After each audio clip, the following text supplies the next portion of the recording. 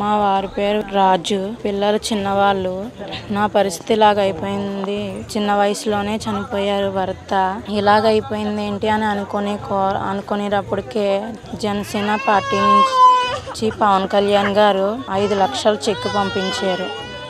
ఆయనకి జీవితాంతం రుణపడి ఉంటాం మేము. మా వారు చెప్పారు పవన్ కళ్యాణ్ గారు చాలా మంచివారు అని. ఆయన మంచితనం ఇప్పుడు మాకు అర్థమైంది. పార్టీ పరంగా మేము అందరం ముందుగా ఆ కుటుంబానికి అన్ని విధాలుగా మేము తోడుగా ఉంటామని ఆ భరోసా నింపడానికి పవన్ కళ్యాణ్ గారు మమ్మల్ని ఇక్కడ పంపించారు. ఆ కుటుంబానికి పవన్ కళ్యాణ్ గారు పంపించిన 5 లక్షల రూపాయల చెక్కు, అదేవిధంగా నాయకత్వం కలిసి ఒక మంచి సందేశం ఇవ్వడానికి, ఒక భరోసా నింపడానికి, ఆ కుటుంబాన్ని ఆదుకోవడానికి మేము అందరం ఇంత దూరం వచ్చాం.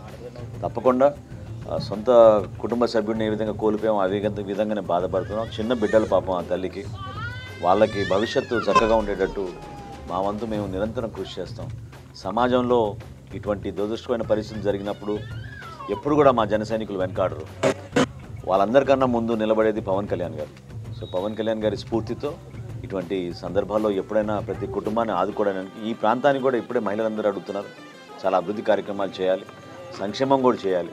వీటిని దృష్టిలో పెట్టుకొని ఖచ్చితంగా రాష్ట్రంలో మంచి జరగాలంటే పవన్ కళ్యాణ్ గారి నాయకత్వం ఎంతో అవసరం.